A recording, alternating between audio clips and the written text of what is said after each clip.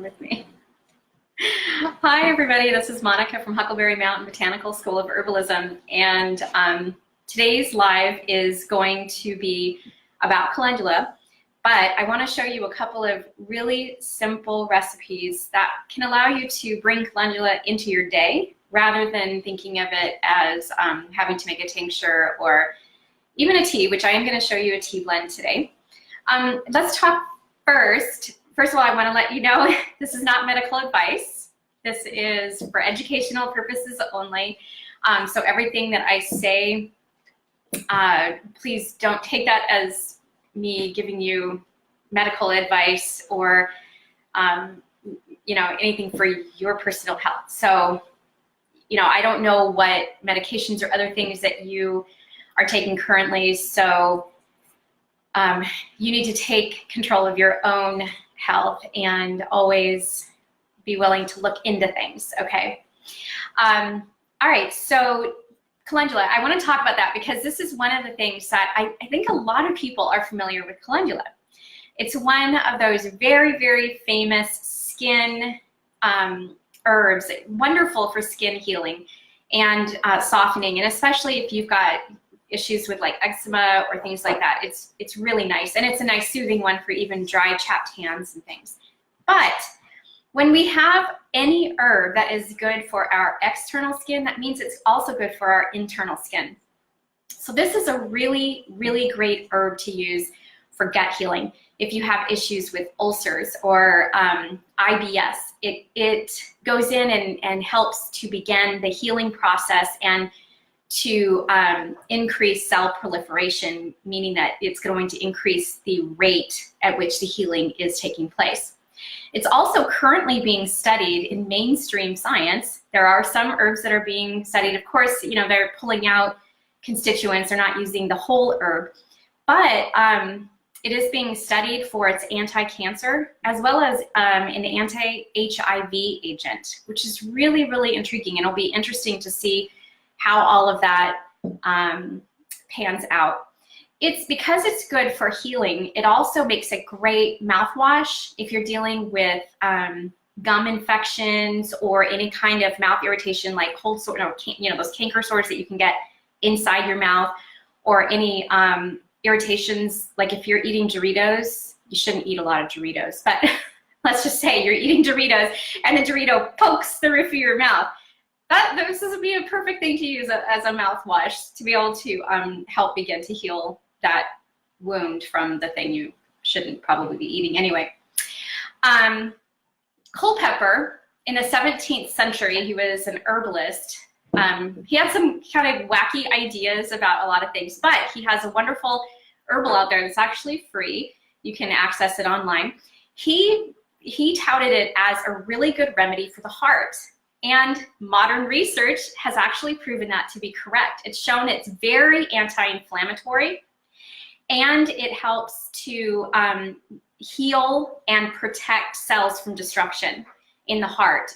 And with arrhythmia, it's actually on par with something like hawthorn, which is a very famous cardiac tonic.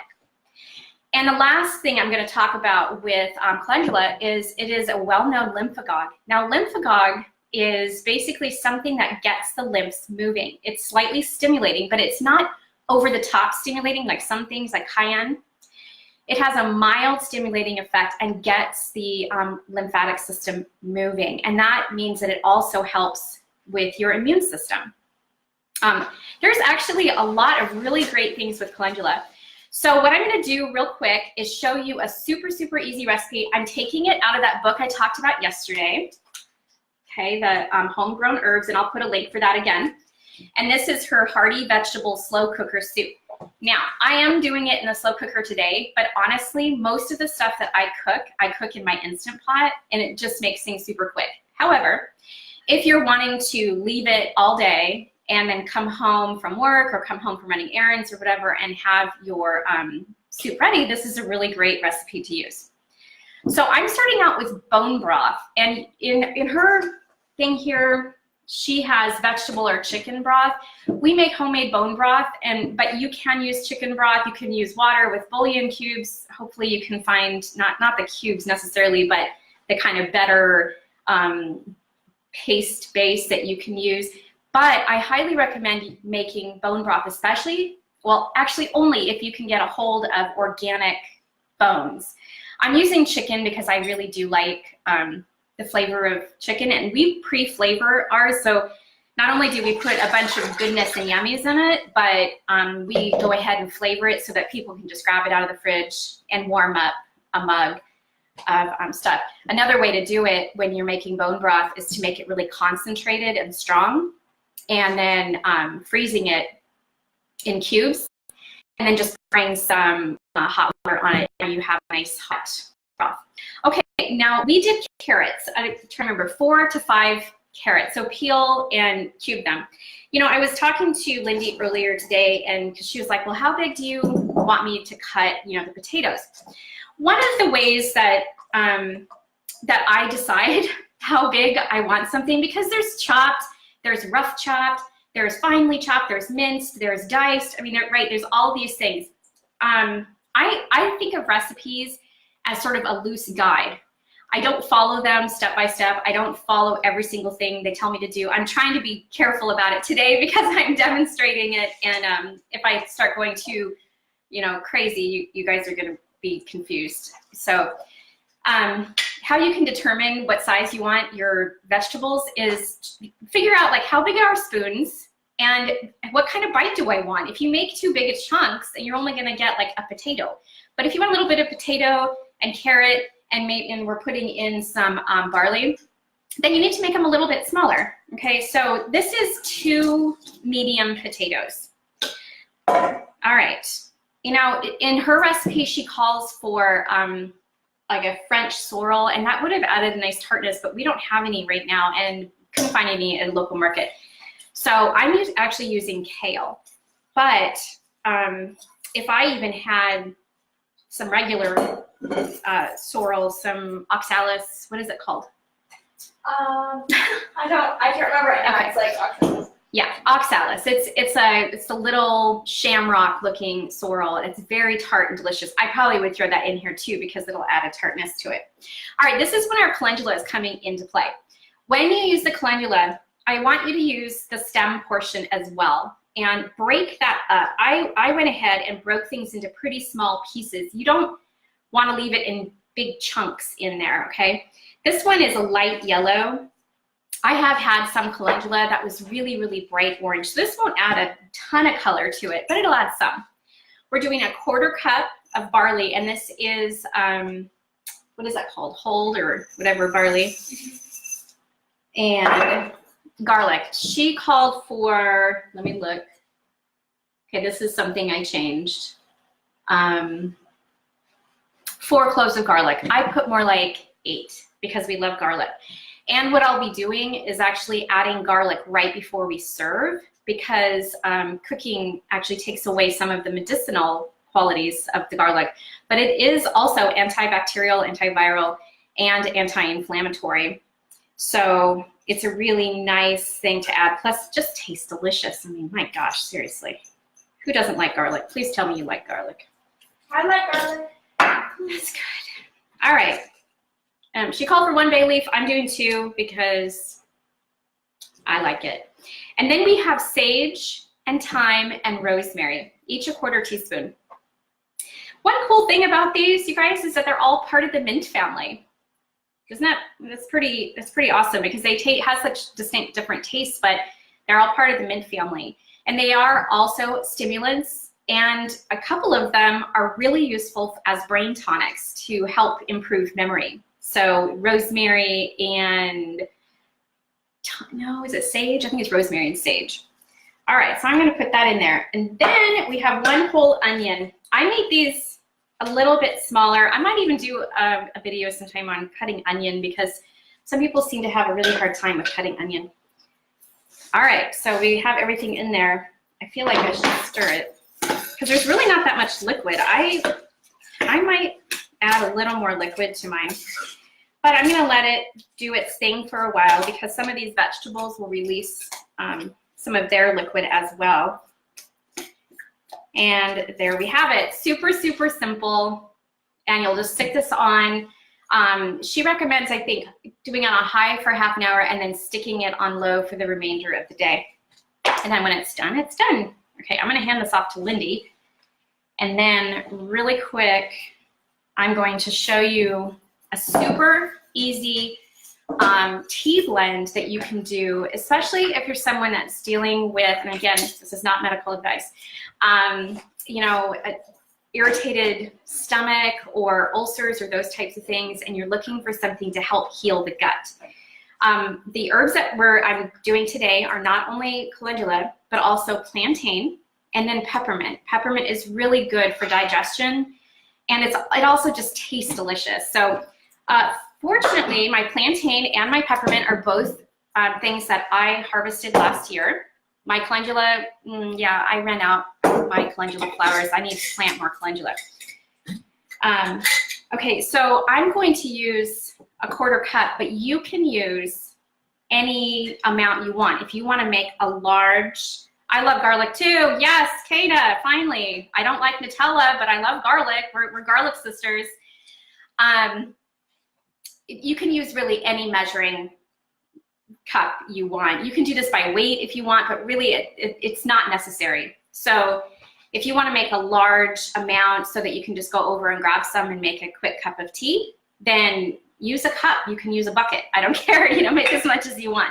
I'm using a 1/4 cup, and I'm going to be putting the plantain. Well, I haven't broken mine down super small yet. Yours will probably, if you're buying it, will be smaller than mine. Since I brought my own in, I don't like to break it very small, because when you immediately when the smaller you break it, the faster it's going to lose its medicinal value.